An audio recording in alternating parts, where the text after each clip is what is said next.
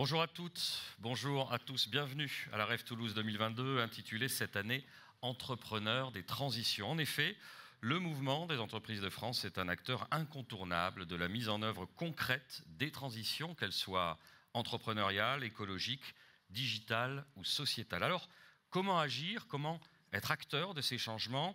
Pour vous donner accès aux solutions et aux dispositifs d'accompagnement, on vous propose cette journée d'échange avec des experts reconnus, des débats et des keynotes. Il sera évidemment question de sujets traitant de la finance verte, du numérique, des ETI, de l'énergie, de la quête de sens au travail, de la décarbonation et du sport. Un programme riche en perspectives. Alors je vous propose qu'on démarre pied au plancher. Merci de réserver un accueil de star à Pierre Oliviano, président du MEDEF Haute-Garonne.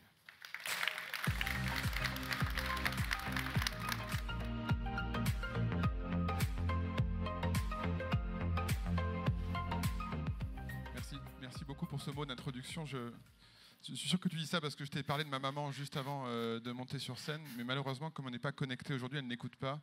Elle ne saura pas que tu as dit ça de moi. Merci en tout cas de dire ces mots-là. Merci surtout à toutes et à tous d'être présents aujourd'hui. La salle va se remplir petit à petit aujourd'hui et on tombe en même temps qu'un salon aéronautique assez important et industriel qui a lieu au MIT. Et donc les événements se font concurrence et à la fois sont complémentaires parce que on est en train de bâtir une société, une métropole, une ville, une région qui, je pense, qui sera leader de cette fameuse croissance responsable.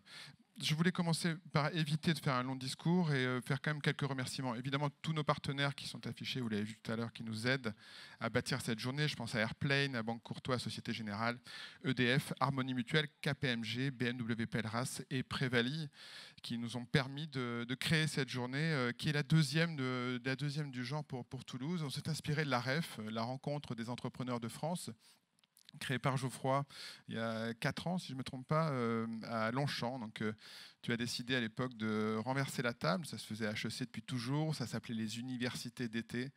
Et désormais, ça s'appelle la REF. On a réussi tous ensemble à créer une marque. Et la REF est devenue une référence, si je puis dire, à Paris. Et on essaie de la faire vivre également en région. C'est la 2e édition. On est très heureux et c'est grâce à vous qu'elle peut vivre, grâce à nos partenaires. Merci Jalil Benabdillah, vice-président de la région Occitanie, d'être présent avec nous en charge de l'économie. J'aime beaucoup quand je te présente rappeler que tu es entrepreneur. Je crois qu'avant d'être élu à la région, tu es d'abord entrepreneur et adhérent du MEDEF. C'est un point également très, très important. Merci de ton amitié et de ta présence. Merci Gaëtan Cognard qui représente la mairie de Toulouse et Toulouse Métropole d'être à nos côtés aussi. Pour ce mandat-là, c'est important que tu sois là, mais il faut rappeler aussi que tu t'occupes pour la mairie de Toulouse des quartiers prioritaires de la politique de la ville, qui est un sujet en termes de transition, qui est en termes d'inclusion, par exemple, par l'emploi et l'entrepreneuriat, un sujet qui me porte à cœur et qui est très important pour le MEDEF et pour notre société française. Merci Patrick Piedrafita, qui est pardon de le dire comme ça, mais encore pour quelques mois, semaines, président d'Airbus Opération, Airbus France, et qui a été longtemps patron de ce programme magique, merveilleux qui est la 350 et la 330 également, mais qui est une espèce de miracle technologique et industriel, cet avion fabuleux que tu as su transformer en avion de fret également, hein, qui est aussi une forme de révolution pour ce mode de consommation aujourd'hui. Et puis aujourd'hui, président de la Chambre de commerce et d'industrie de Toulouse Haute-Garonne, que tu présides depuis pratiquement 1 an, dans laquelle on s'amuse bien, on construit, on bâtit tous ensemble, et on passe de très bons moments dans le bureau que tu animes. Merci infiniment de ta présence. Merci Sophie Garcia, présidente du MEDEF Occitanie, de ton amicale présence aussi et contribution à nos travaux. Nous aussi, on s'amuse bien au MEDEF Occitanie, on crée de nouvelles choses, et je crois qu'on a à cœur de faire vivre quelque chose. C'est notre beau sud-ouest, avenue Bosquet, et dans les cabinets ministériels. Je crois qu'on y arrive plutôt pas mal. On a encore des progrès à faire sur plein d'aspects, mais c'est normal. Et on le fait, je crois, avec beaucoup de bonheur, beaucoup de plaisir. Donc merci de ta présence. Merci enfin, cher Geoffroy Roux de Bézieux, de ton amitié, de ta présence parmi nous aujourd'hui. Parce que d'abord, tu es très sollicité, tu es toujours entre 2 capitales européennes ou deux provinces françaises, si je puis dire. Et tu as choisi de venir à Toulouse aujourd'hui. On a fait un dîner hier soir très sympathique. On va échanger tout de suite et je vais éviter les longs discours parce qu'on a choisi aujourd'hui plutôt de favoriser l'interactivité et de se parler pour que tu nous apportes un petit peu ta vision de notre région, de notre société française, notre pays, notre continent et notre monde d'aujourd'hui, que tous ensemble, on a à cœur de changer, j'en suis certain. C'est probablement notre point commun à toutes et à tous, c'est vouloir changer le monde. C'est un peu grandiloquent de le dire comme ça, mais je suis absolument certain, c'est que nous, entrepreneurs et entrepreneuses, je ne sais pas si on le dit comme ça, on a cette envie-là, c'est ce qui nous fait nous lever le matin avec ce supplément d'âme qui fait que toutes et tous, on est engagés pour la collectivité à travers notre adhésion notamment au MEDEF et qui fait que souvent on se lève une heure plus tôt pour s'occuper un peu des autres. Je pense avec beaucoup de plaisir et beaucoup de joie aussi. Et merci donc à tous les adhérents d'être présents aujourd'hui. Je voulais juste dire un mot sur le calque parfait que représente la raison d'être du MEDEF avec ce qu'on essaie de faire au MEDEF 31 et avec ma vision, notre vision de la métropole de Toulouse, savoir agir ensemble pour une croissance responsable, qui est là aussi, Geoffroy, une raison d'être que tu as souhaité créer et qui est lourde de sens, lourde d'engagement. C'est un contrat un petit peu, hein. Agir pour une croissance responsable. Beaucoup parlent de décroissance, que c'est devenu un slogan quasi publicitaire aujourd'hui, c'est certains partis politiques. Et, agir pour une croissance responsable, c'est un vrai engagement pour nous, entrepreneurs, de réfléchir autrement notre manière de recruter, de produire, de fabriquer, d'inventer. C'est une vision extrêmement importante. À Toulouse, j'en ai parlé en parlant de Patrick, il y a 50 ans, on a créé Airbus. Et avant ça, on a inventé l'avion, si je puis dire, avec un esprit pionnier extraordinaire. Et c'est cet esprit pionnier qui est en charge, si je puis dire, de créer l'avion vert, celui qui va décarboner le ciel, si je puis dire. Et ça commence à se produire avec les biocarburants, bien évidemment, puis l'hydrogène, l'électricité, etc. On va y arriver. Cet esprit pionnier, il est, je pense, à la base de deux choses. La première, c'est nous permettre justement de bâtir cette croissance responsable, parce que finalement, ça inspire énormément de monde, et si l'avion le fait, quelque part, tout le monde peut le faire. Et Dieu sait si certains souffrent de cette image qu'a un petit peu l'avion, qui est faussement vendu, faussement utilisé en étendard par les Antilles, alors qu'un état d'esprit est totalement opposé à ça. Et croyez-moi, je croise beaucoup de monde chez Airbus qui sont convaincus de cette transition climatique et de l'urgence qu'elle représente et qui probablement ne resteraient pas chez Airbus s'ils sentaient que le mouvement n'était pas dans ce sens-là. Donc il y a un vrai sujet qui est pris en main. Donc cet esprit pionnier, il est important du point de vue de la société et du monde en quelque sorte, ce fameux changement de monde. Mais il est aussi important parce que Airbus c'est Toulouse et Toulouse c'est Airbus. Alors pas uniquement bien sûr, et c'est là que je veux en venir avant de t'inviter sur scène, Geoffroy. Je pense que Toulouse, grâce un petit peu à cet état d'esprit qui naît de l'esprit pionnier qui revient sur l'avion vert, peut devenir une capitale mondiale, européenne de la croissance responsable. Et c'est un petit peu ce qu'on souhaite animer au sein du MEDEF, c'est-à-dire faire en sorte que toutes les industries qui naissent ici, qui vont renaître ici, tout l'esprit qui accompagne l'entrepreneuriat, tous les dirigeants d'entreprise sont animés par cet état d'esprit qui vient probablement de celui qui est créé par la génération de l'avion vert. Je crois que c'est absolument indispensable et ça nécessite plusieurs choses. Évidemment de l'audace, alors chez vous toutes et tous il y en a, puisque c'est encore une fois ce qui vous fait vous lever le matin, mais également chez nos élus. Je pense à ceux de la métropole, du département et de la région, de l'audace, de la créativité, de l'écoute, de l'esprit d'équipe, de l'humilité dans ce projet-là. Tous, on en est pétris. Je souhaite que cette ambition de croissance responsable, qui encore une fois n'est pas un vain mot, nous anime toutes et tous pour collaborer au mieux, notamment à travers cette crise énergétique, mais à bâtir ce nouveau monde dont je sais nous sommes absolument capables. Voilà. J'essaie d'animer ça avec l'équipe qui m'accompagne, les élus qui m'accompagnent, avec l'équipe permanente du MEDEF. Je dis souvent et je redis qu'ils sont 13 et que 13 est un chiffre porte-bonheur en ce qui nous concerne. Vous avez raison d'adhérer au MEDEF si c'est le cas aujourd'hui. Vous aurez raison d'adhérer demain si c'est le cas quand vous signerez votre adhésion. Parce que cette équipe permanente, je la chéris et qu'elle vous accompagne avec engagement et passion également. Merci infiniment pour finir à eux et à elles. Cher Geoffroy, je te propose de me rejoindre sur scène et tout de suite d'entamer quelques questions et réponses.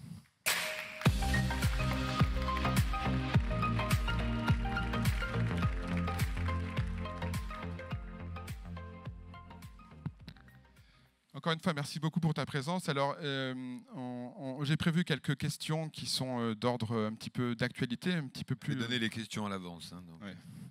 Tout ça est préparé. Peut-être pas tout.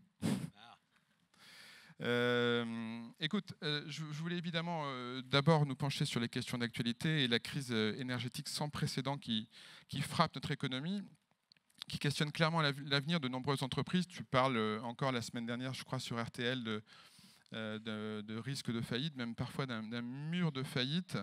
Alors certains disent qu'on crie avant d'avoir mal. À Toulouse, je ne dirais pas qu'on est un petit peu pas caché ni abrité, mais en tout cas on est un peu préservé en quelque sorte par le carnet de commandes aéronautique, par le dynamisme du secteur de la santé aussi, autour de notamment la lutte contre le cancer, l'Oncopole et Pierre Fabre. Mais beaucoup d'entreprises finalement regardent l'avenir assez positivement, d'autres souffrent énormément. Notre dépendance énergétique est extrêmement forte. Comment est-ce que tu vois ça? Comment est-ce que tu l'analyses aujourd'hui? Bonjour à tous. D'abord, je suis très heureux d'être de nouveau à Toulouse, une terre de sportifs et d'entrepreneurs. On a eu effectivement un dîner très sympa hier. Alors, oui, je pense que cette crise énergétique est extrêmement sérieuse, peut-être plus grave que celle qu'on a vécue. Parce qu'au fond, cette crise du Covid, elle nous a tous pris par surprise, mais on savait qu'il y aurait une fin, on savait qu'il y aurait un après-Covid. Alors, première semaine, peut-être pas, mais enfin, on a tous foi dans le progrès. On savait qu'il y aurait un vaccin et on voit qu'on a réussi à s'en sortir. Et je sais qu'il y a une, je ne sais pas combienième vague, 9e vague, mais enfin, voilà, on a surmonté tout ça. La crise énergétique, elle est de nature très différente. Je vais essayer de faire 2 minutes de pédagogie quand même, parce que on est en train d'entrer dans un monde de l'électricité. Et la grande différence entre l'électricité et le pétrole ou les énergies fossiles, c'est que le prix de l'électricité, il est local par construction, le prix du pétrole, il est mondial. Ce que je veux dire par là, c'est que quand le prix du pétrole a monté ou quand il descendait, l'ensemble des industriels de la planète se retrouvaient avec un facteur de coût qui montait ou qui descendait. Donc il n'y avait pas d'asymétrie de concurrence. Il peut y avoir des petites variations. C'est déjà un peu moins vrai pour le gaz, en tout cas le gaz non liquide, puisque le gaz, il y a forcément un extracteur et un tuyau et un consommateur à la fin. Donc on a un prix qui est fixé sur une période assez longue. Et ça n'est plus vrai pour l'électricité. L'électricité, comme vous le savez, il faut la consommer quand on la produit ou la produire quand on l'a consommée. Donc il y a un marché spot qui est par construction différent, puisqu'il est local au sens national ou éventuellement sur une plaque continentale.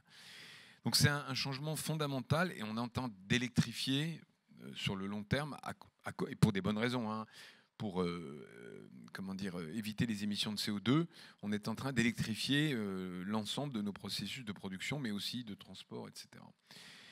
Donc une fois qu'on a dit ça, on a devant nous 2 problèmes. Un problème de très court terme que vivent, je pense, un certain nombre d'entre nous dans la salle, c'est que le système alors ça s'appelle le market design, donc le système de marché de gros d'électricité ne fonctionne plus depuis maintenant 6 mois en Europe. Et c'est comme ça qu'on est passé d'un prix au mégawattheure de 40-50 euros le mégawattheure à des offres tarifaires qui sont montées jusqu'à 1 000 euros, qui sont maintenant autour de 500 euros. Donc des fois 10 qui sont insupportables au sens étymologique du mot supporter par un certain nombre d'entreprises qui font qu'un certain nombre d'entre nous ou d'entre vous regardent leur compte d'exploitation, leur budget 2023 et voient pour beaucoup d'entre nous l'ensemble de l'EBE ou en tout cas une partie très significative de la rentabilité qui disparaît. C'est pour ça que ça répond d'ailleurs au pleurer avant d'avoir mal. Effectivement, pour ceux qui sont encore couverts, l'activité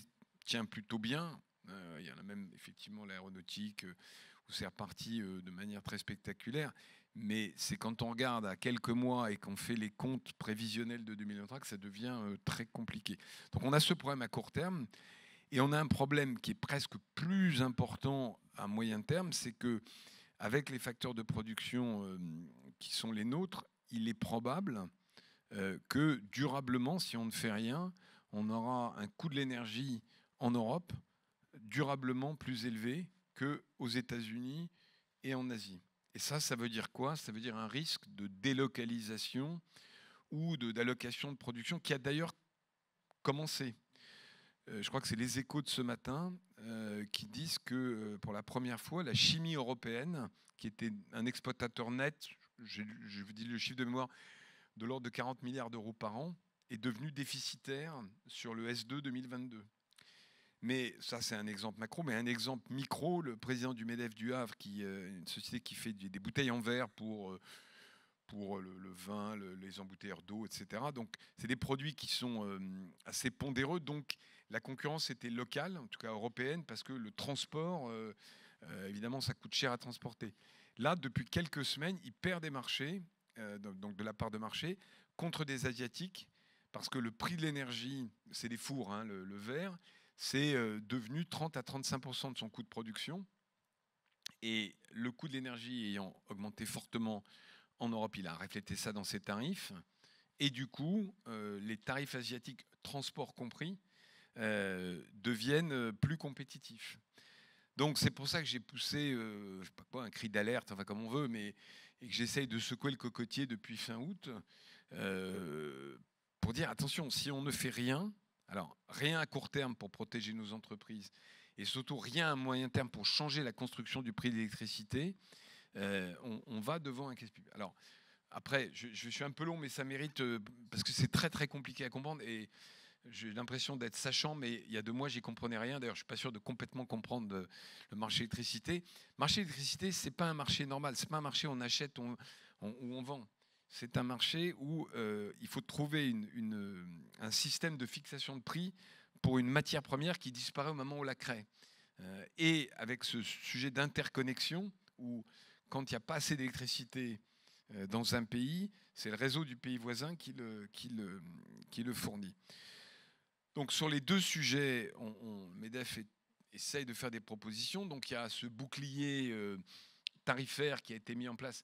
Alors pour les particuliers, ça vous le voyez, particuliers et TPE qui est déjà en place.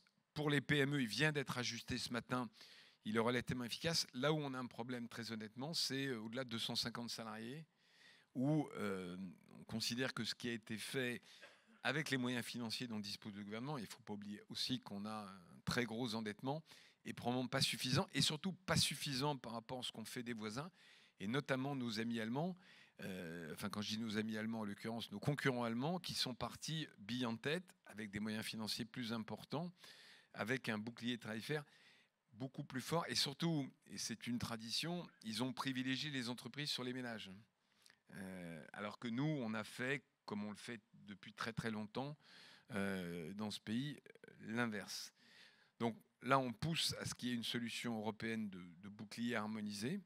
Et puis, il y a donc ce fameux market design, la fixation du prix de l'électricité en Europe pour le marché de gros, auquel il faut repenser le système pour éviter de se retrouver dans ce yo-yo. Mais il faut se le dire ici, hein, on ne va pas payer l'électricité 40 € le mégawattheure, comme ça a été le cas sur les 20 dernières années. D'ailleurs, c'est assez facile à comprendre. Hein. On passe d'une énergie qui est fossile, qui est facile à extraire, facile à stocker, mondiale, à une énergie qui est intermittente, le renouvelable, dont le coût va augmenter, le nucléaire. Donc l'électricité, l'énergie va devenir plus chère. Simplement, ce dont nous, on a besoin en tant qu'industriels, c'est d'avoir une visibilité. C'est d'être capable de dire, OK, je crois qu'on s'adapte à tout. On s'adapte à tout, j'allais dire, à condition qu'il n'y ait pas un yo-yo et une espèce comment dire, d'incertitude qui fait qu'on ne sait pas si en 2023, on paiera 120, 150 ou 500. Et c'est ça le problème numéro 1 qu'on a à affronter.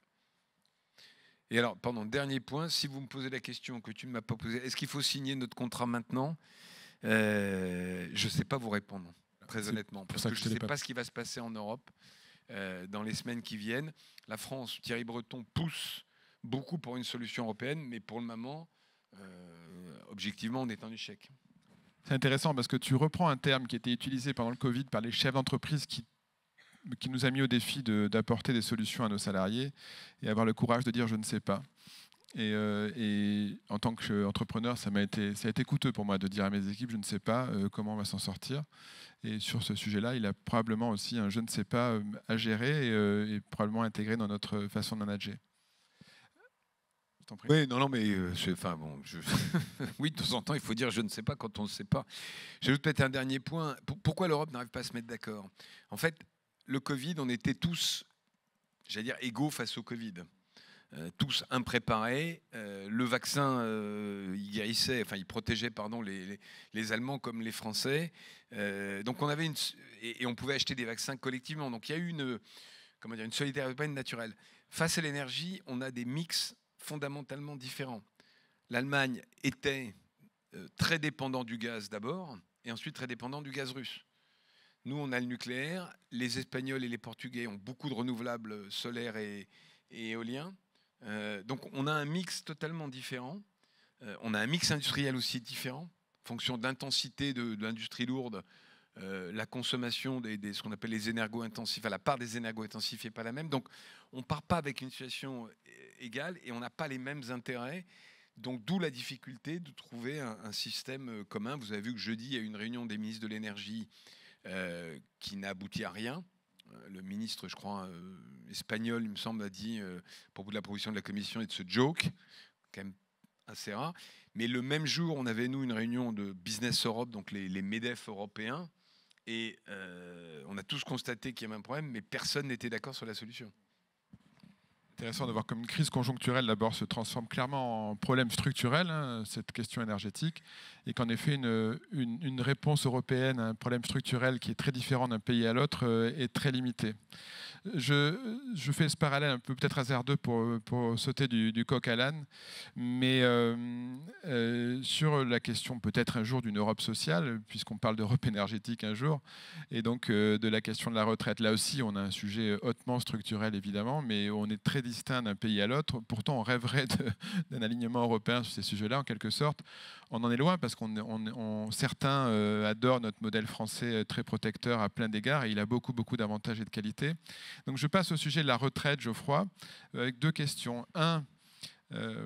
D'abord, on a un gouvernement et un président de la République qui, à coup de convention citoyenne, adore parler en direct à tout le monde en zappant un peu les corps intermédiaires que nous sommes. Est-ce que cette réforme, on annonce le 15 décembre pour l'annonce du plan gouvernemental sur ce sujet, tu penses à des chances d'aboutir, et si oui, dans quelle mesure? Et deuxièmement, c'est une question un peu en miroir, je me permets. C'est notamment eu égard à notre crise du recrutement, qu'est-ce qu'on fait sur l'emploi des seniors? Alors, bon, d'abord, ce qu'il faut dire, mais ça, je pense que vous le savez, c'est que la retraite, c'est un sujet qui intéresse tous les Français. Parler d'assurance chômage, ça ne soulève pas les foules. Parler de CVAE, ça n'intéresse que les chefs d'entreprise. Mais la retraite, tout le monde se sent concerné. Les jeunes parce qu'ils se disent qu'ils n'auront pas de retraite, les salariés parce qu'ils s'inquiètent de leur retraite, et les retraités, ils s'inquiètent de leur pension. Première chose à savoir. Et deuxième chose, toutes les études montrent que, au fond, les Français savent qu'il faut faire une réforme parce que le système financièrement n'est pas tenable. Mais c'est un peu encore 5 minutes, monsieur le bourreau, quoi. C'est-à-dire que si on peut encore gagner 1 an ou 2 et que ce soit les suivants qui payent. Contrairement à ce qu'on croit, hein, je pense que les Français ont bien compris qu'on est dans un système par répartition, que c'est les salariés qui payent pour les retraités, et donc la démographie étant ce qu'elle est, il y a une réforme à faire, mais il y a entre cette conscience rationnelle et l'idée de dire moi j'y ai droit et tant pis, ça sera les autres qui paieront, il y a ce sujet. Et dernière chose qui est peut-être dure à entendre pour nous, mais je crois qu'il faut qu'on l'ait vraiment en tête, c'est que pour une majorité de Français, il y a presque, j'allais dire, un fantasme en fait de la retraite qui est je vais enfin faire tout ce que j'ai pas fait dans ma vie, même si, et ça il faut le savoir aussi, il y a presque 25% des gens qui prennent leur retraite qui ont une forme, heureusement pas toujours très grave, de dépression par perte de lien social. Parce que très peu de Français sont capables de préparer et d'avoir une deuxième vie active et utile. C'est tout le paradoxe, un deuxième. C'est pour ça que cette réforme, elle occupe l'espace public et l'espace politique depuis 15 ans, parce qu'elle est extrêmement difficile et multifactorielle. Une fois qu'on a dit tout ça, d'abord, oui, on a un problème financier. Pour les raisons que j'évoquais, on avait 4 actifs, 4,2 actifs. Quand on crée le système par répartition en 45, donc après, avec le Conseil national de résistance, pas le CNR, le vrai, pas celui qu'on a relancé, il y a 4,5 actifs par retraité. Aujourd'hui, on est à 1,6, 1,7 et on va doucement vers 1,4. Donc il y a un sujet. Et quand même, il faut le dire, l'énorme erreur de 81, d'avoir à l'époque la retraite à 65 ans, d'être revenu à 60 ans nous a coûté très très très cher parce que on serait resté à 65 ans, on n'aurait plus de problème. Bon, mais on va pas refaire l'histoire. Donc on a un problème financier, mais il faut le dire, on a un problème financier à deux endroits, le régime général et le régime de la fonction publique, qui n'est pas un régime en soi, mais où il y a un déficit qui est au fond masqué par le fait que le budget général abonde de 30 milliards d'euros par an. Le régime du privé, géré par les partenaires sociaux, est le plus bel exemple d'un paritarisme qui fonctionne. Et je dis ça d'ailleurs en étant lucide, il y a d'autres exemples ou d'autres contre-exemples où on n'a pas toujours été exemplaire. Mais le régime Agirc-Arrco, c'est aujourd'hui 60 milliards de réserves, c'est un excédent cette année entre 2 et 3 milliards, donc c'est un régime qui est bien géré et qui n'a pas besoin, et tout le paradoxe, d'augmenter l'âge de la retraite pour garder son équilibre. Bon. Alors après, l'âge légal est devenu l'obsession du débat public. Mais l'âge légal, donc 64, 65, 62, 64, 65, c'est qu'un morceau de l'équation. Il y a la moitié des Français qui partent, qui liquident leur retraite pour une autre raison que l'âge légal. J'ai commencé à travailler tôt, j'ai une part d'inaptitude, je suis au chômage et j'ai 3 ans au chômage avant l'âge légal, etc., etc. Donc, il faut regarder tous les paramètres. Et dans ces paramètres, il y en a deux qui sont majeurs. Il y a, tu l'as évoqué, l'emploi des seniors, j'en dirai un mot. Et il y a tous les dispositifs qui permettent de partir plus tôt pour, alors, les syndicats parlent de pénibilité, moi je préfère le mot usure au travail. Il faut reconnaître qu'il y a des métiers qui sont plus, je ne dis pas pénibles, mais usants que d'autres. Et il y a des métiers qui sont plus difficiles à exercer à partir d'un certain âge. Et donc en réalité, on ne se focalise que sur l'âge légal, mais je pense qu'il faut regarder les deux autres choses. Donc si je parle d'usure au travail, nous on a une proposition simple qui est de dire, à partir de 50 ans, on demande à un médecin du travail, ou un médecin de la sécurité sociale, d'examiner, de faire un examen médical des salariés. Et après, il y a 3 scénarios. Je peux encore travailler dans le métier que j'exerce. Je peux encore travailler, mais il faut que je change de métier. Et là, il faut mettre en place un système de transition professionnelle de formation à d'autres métiers. Ou je ne peux plus travailler parce que je suis effectivement inapte. Bon, ça, c'est ce qu'on veut faire. Les syndicats, la CFDT essentiellement, a une proposition alternative. Vous savez, alors vous vous souvenez de ce fameux compte personnel de pénibilité qui était ingérable, notamment pour des facteurs de type charge lourde, puisqu'on ne pouvait pas surveiller combien d'heures par jour un salarié portait des charges lourdes. Donc eux veulent faire quelque chose qu'on trouve très dangereux, c'est au fond recréer des régimes spéciaux du privé, c'est-à-dire par branche, dans le bâtiment, le peintre n'est pas un métier pénible, mais le maçon ou le carreleur l'est. Et donc, il y a une présomption qui fait qu'il partira 2 ans ou 3 ans à l'avance. C'est exactement ce qu'on a fait en 1945 avec les conducteurs de train, puisqu'à l'époque, c'était des trains à vapeur, donc c'était un métier extrêmement difficile, sauf que c'était en 1945, depuis le métier a changé, mais ils partent toujours plus tôt. Et donc, le risque, à mon avis, est exactement de refaire la même chose. Plus il sera difficile à expliquer sur un chantier que Pierre, qui est carreleur, part 3 ans plus tôt, mais Paul, qui est peintre, ne part pas. Voilà, donc là, il y a un débat que le gouvernement va devoir arbitrer. Et alors, sur l'emploi des seniors, je pense qu'on a une responsabilité collective, il faut le dire. On a collectivement, les entreprises, évidemment c'est général, profiter des dispositifs, notamment les 3 ans de chômage dont on parle, pour, à coup de rupture conventionnelle,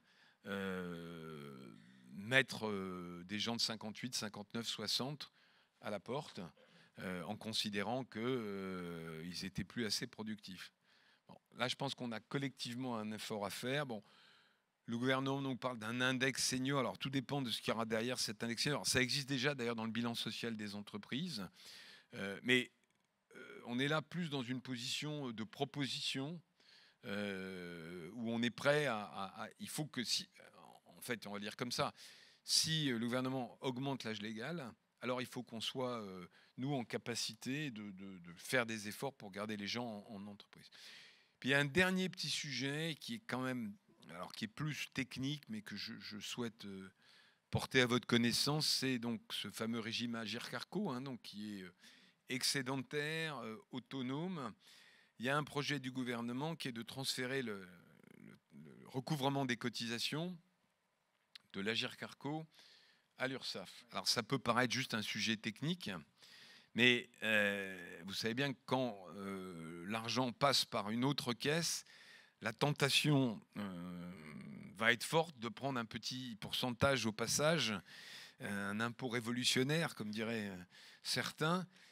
Et mathématiquement, si on augmente l'âge légal, l'Agirc-Arrco va avoir des ressources supplémentaires, puisqu'il y a des gens qui vont travailler plus longtemps, donc cotiser plus longtemps, et partir à la retraite plus tard. Nous, on a plein d'idées avec les syndicats pour les utiliser. On peut baisser les cotisations, on peut augmenter les pensions, on peut faire un peu de capitalisation, enfin, mais tout ça au périmètre de l'Agirc-Arrco. Les cotisations des employeurs privés et des salariés privés doivent aller aux entreprises privées et aux salariés du privé, pas pour résoudre le déficit du régime général ou du régime de la fonction publique. Donc on est dans une bagarre pas simple avec le gouvernement, hein, je dis des choses très directement. Alors, la bonne nouvelle, c'est qu'on a réussi à avoir un front parlementaire dans les circonstances politiques que vous connaissez. On a une tribune qui a été signée de Jérôme Guedj, qui est à l'aile gauche de la NUP, et jusqu'à Bruno Retailleau, qui est à l'aile droite de LR. Donc, a priori, on a réussi à avoir un consensus politique assez large. Voilà, suite dans les mois qui viennent. Ça, c'est l'œuvre du MEDEF.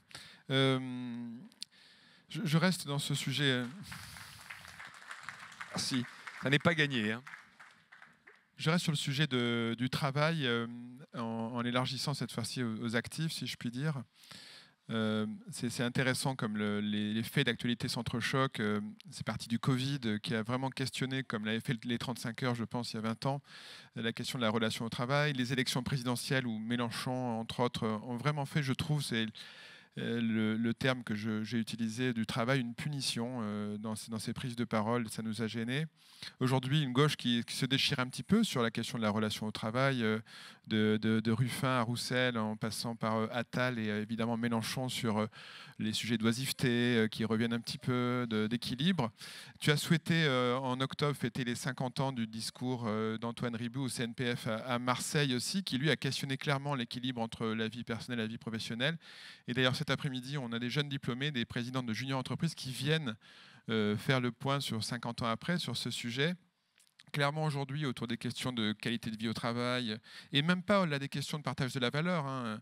Je parle de qualité de vie au travail, d'équilibre vie pro, vie perso.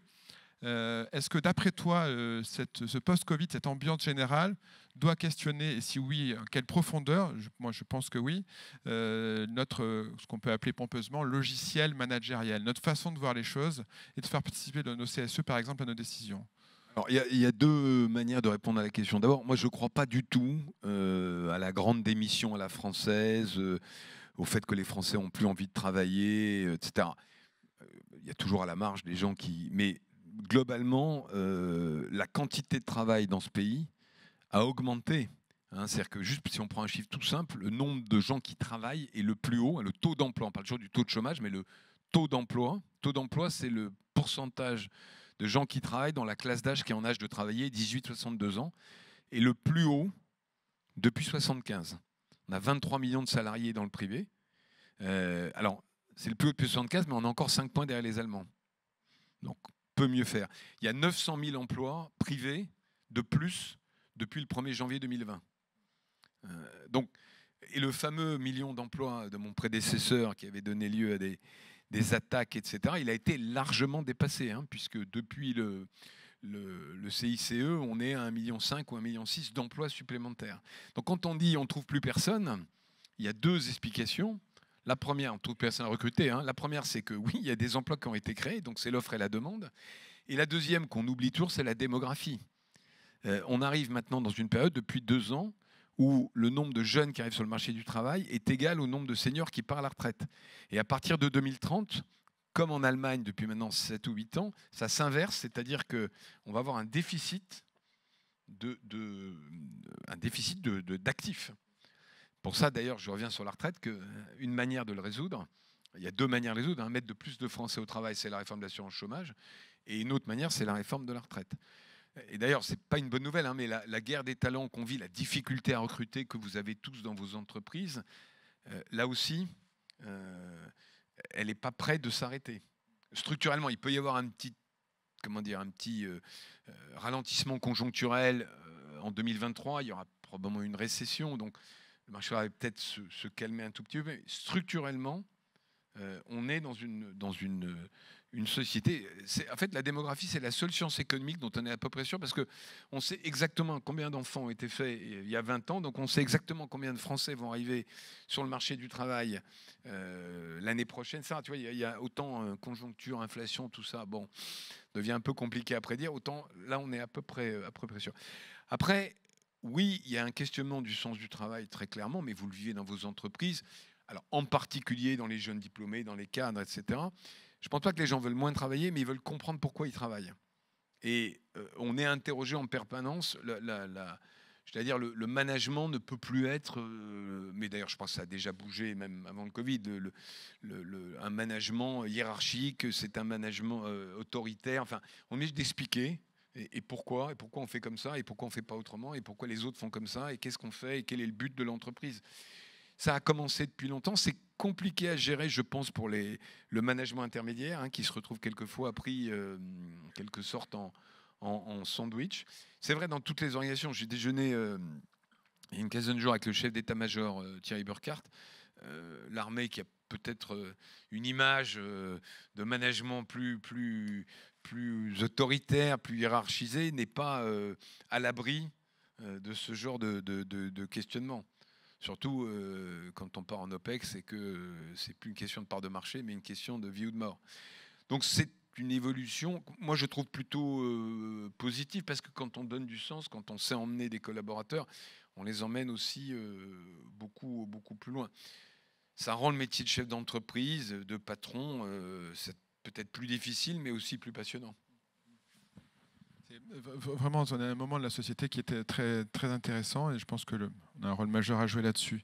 Je reviendrai à ces sujets de sens juste en dernière question. Entre les deux, je voudrais m'arrêter sur des questions un tout petit peu plus techniques, mais qui préoccupent ou occupent notre quotidien d'employeurs et également de payeurs de taxes, si je puis dire. On a commencé à remporter la bataille qui fait partie de tes grandes batailles des impôts de production, Geoffroy.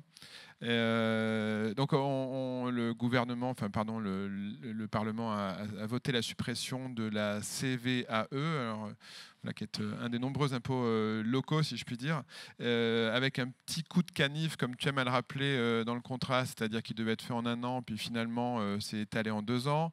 On entend en ce moment, à l'approche des sénatoriales, que le gouvernement a le oui facile, si je puis dire, avec les collectivités territoriales. Et donc, ça provoque un tout petit peu d'inquiétude sur les chances réelles d'aboutir à une suppression totale en 2024 de la CVAE.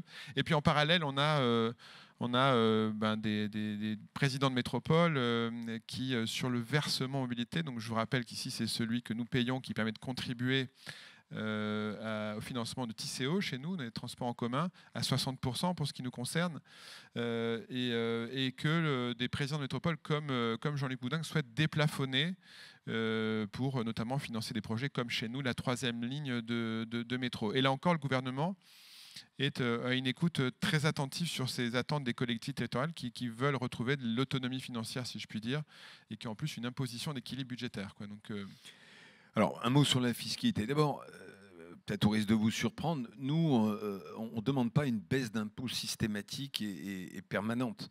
On demande d'avoir la même fiscalité que nos voisins européens. La France ne doit pas être un paradis fiscal. La France, ce n'est pas l'Irlande, ce n'est pas Singapour, ce n'est pas le Luxembourg, ce n'est pas Malte. On a d'autres atouts, y compris pour attirer des investisseurs étrangers.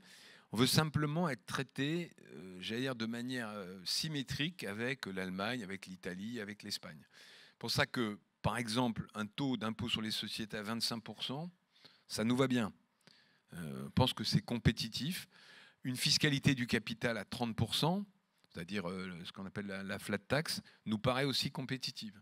Parce qu'au risque de vous surprendre, on a besoin d'impôts. On a besoin d'impôts pour avoir des écoles, pour avoir une police, pour avoir des juges, etc., etc.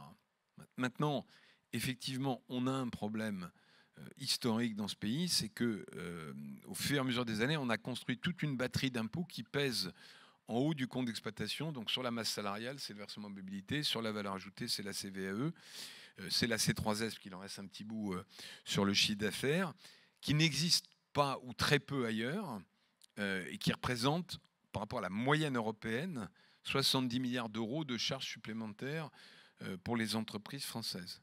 Et encore une fois, on ne demande pas leur suppression, on demande de les ramener à la moyenne européenne. Bon.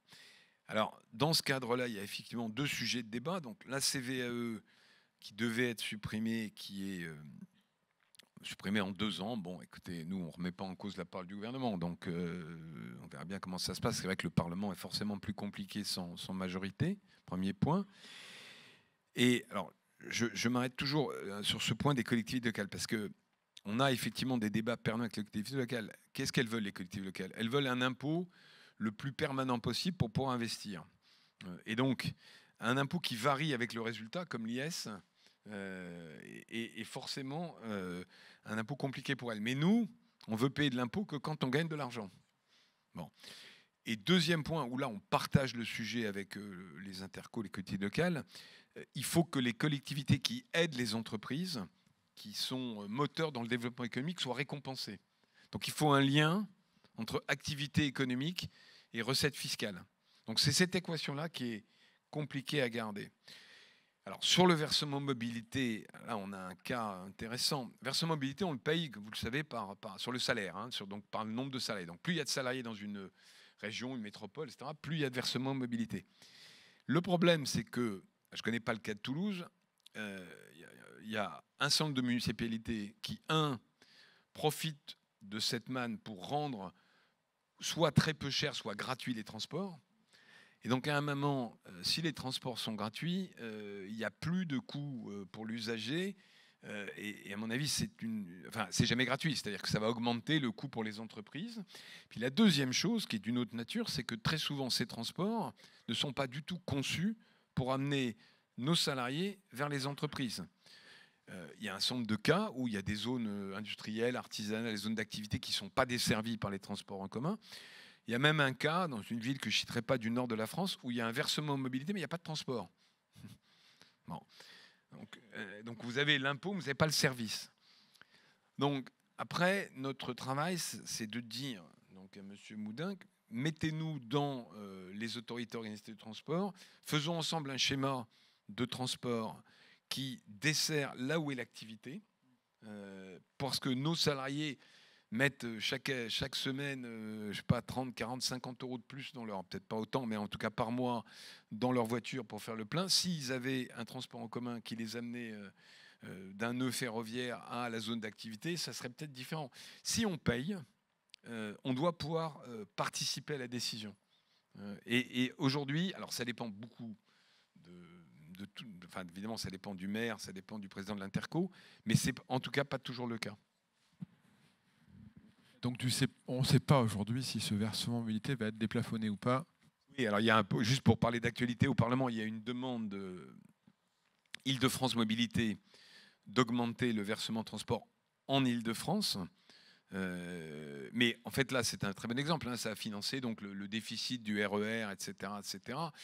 On pourrait d'abord se demander si la gestion a été optimisée au niveau de la productivité des agents de Île-de-France Mobilité. Je dis ça en termes choisis et politiquement corrects, sur le temps de travail, sur l'absentéisme. Enfin, il y a des indicateurs de performance qui ne sont pas tout à fait ceux qu'on a l'habitude de voir. Bon. Et au-delà de ça, le réflexe qui consiste à dire j'ai un problème de déficit, donc je me tourne vers les entreprises. Alors évidemment, comment dire, à très court terme, une entreprise ne va pas délocaliser son siège ou fermer ses bureaux à Paris ou en Île-de-France parce qu'elle a une augmentation de 0,5% du versement mobilité, donc de son coût de fonctionnement en fait, en réalité. Mais enfin, année après année, c'est la compétitivité de l'Île-de-France au cas particulier, mais de Toulouse s'il y a une augmentation, enfin des différentes intercos qui se jouent. Et c'est un ensemble. Et au fond, ce que ne comprennent pas nos élus, c'est que c'est comme un agriculteur. Si vous cultivez un champ pour faire pousser, en l'occurrence des entreprises, la récolte sur les années suivantes sera meilleure, puisque la masse à récolter sera plus forte. Si vous prenez tout d'un coup et que vous ne ressemez pas derrière, il n'y aura plus rien à récolter. Et d'ailleurs, il y a un exemple frappant, hein, je ne sais pas si vous le savez, les recettes d'impôt sur les sociétés cette année, donc pour la France entière, vont être supérieures à ce qu'elles étaient avec l'ancien taux à 33%. Simplement, pourquoi ? Parce qu'à 25%, les entreprises investissent, elles embauchent, elles créent de la valeur ajoutée, donc elles payent plus d'impôts.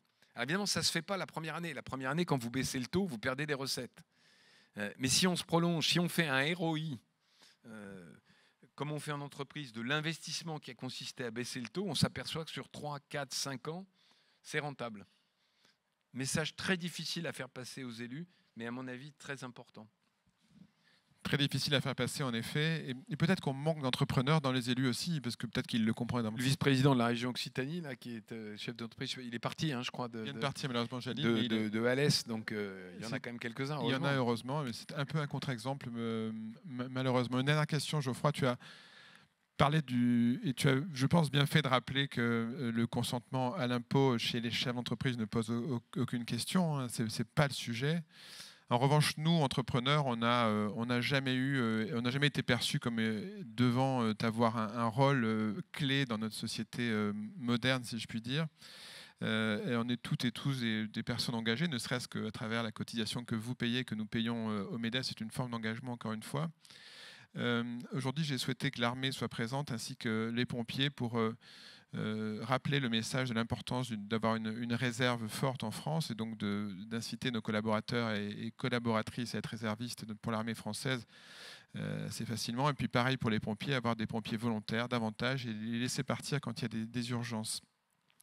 Ça remet au centre du jeu, si je puis dire, la question du rôle de l'entreprise dans la cité, pour utiliser ce joli mot, et ces fameuses attentes qui n'ont jamais été aussi fortes à notre égard. La création de richesse ne peut pas être notre seule raison d'être désormais, j'en suis personnellement convaincu, et je rappelle souvent à nos adhérents que je crois vraiment qu'on doit faire preuve en quelque sorte, générosité, en tout cas prendre soin de notre environnement immédiat. Ça veut dire aider le club de foot à côté, ça veut dire aider à la création d'une salle de concert juste là, parce que on a un rôle sur cette cité-là, et puis ce sont accessoirement nos futures équipes aussi. Comment est-ce que tu vois cette question-là, le rôle de l'entreprise aujourd'hui, cette évolution dans la cité ? Je crois qu'on n'a pas tellement le choix. C'est-à-dire que ça soit par conviction ou par intérêt, l'entreprise ne peut plus être une espèce de bulle qui soit totalement non connectée à son environnement. Bon, d'abord, toutes les études qu'on fait depuis 40 ans montrent que l'image des entreprises est au plus haut depuis 40 ans. Et toutes les tailles d'entreprises, d'un côté. Mais de l'autre, les attentes vis-à-vis des entreprises sont aussi extrêmement fortes. D'ailleurs, je signale, il y a eu un énorme bond après Covid, et notamment une chose que peut-être on a mal perçue, c'est la découverte extrêmement rapide de vaccins par des entreprises privées a été aussi un déclencheur de conviction à la fois pour la science et le progrès chez les Français, qui étaient assez rétifs, et pour le fait que quand il y avait un problème, c'était finalement la concurrence entrepreneuriale, l'innovation qui pouvait y répondre. Donc il y a à la fois une très bonne image et une très forte attente, les deux se mélangeant. Donc on n'a pas tellement le choix. Donc chacun à son échelle. Il y a eu ce débat un peu, finalement, à mon avis, inutile sur la loi PAC, la raison d'être, etc. C'est sûr que si vous avez un camion pizza avec 0 employé, bon, il y a pas la raison d'être, c'est de nourrir le voisinage, si j'ose dire. Quand vous êtes Airbus, vous avez une responsabilité beaucoup plus forte, à la fois vis-à-vis de l'environnement, vis-à-vis de vos parties prenantes, vis-à-vis de vos sous-traitants, parce que c'est une chaîne qui est complètement connectée. Donc chacun à son échelle, chaque chef d'entreprise à son échelle a cette responsabilité. Et d'une certaine manière, certains le font par conviction personnelle, par militantisme, par engagement, etc. Mais il faut le faire aussi par intérêt, parce que si on ne s'occupe pas de l'environnement au sens partie prenante, c'est les parties prenantes qui s'occuperont de l'entreprise.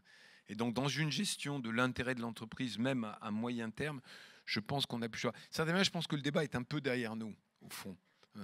La théorie pure et parfaite de dire c'est en créant de la valeur pour l'actionnaire que le reste suit me paraît assez dépassée. Donc, en quelque sorte, on boucle la boucle, puisque ce que tu es en train de dire, c'est que c'est qu'il y a 5 ans, tu as cité qu'on invente ce Agir ensemble pour une croissance responsable, et c'est exactement ce que tu es en train de dire. En conclusion, pour laquelle je te remercie infiniment, Geoffroy, pour ta présence et pour ces mots. Merci beaucoup. Et redonner la parole à Boris. Merci, Messieurs le Président, pour ces échanges de qualité. On va se retrouver dans quelques minutes pour notre première table ronde qui sera consacrée à la finance verte. À tout de suite.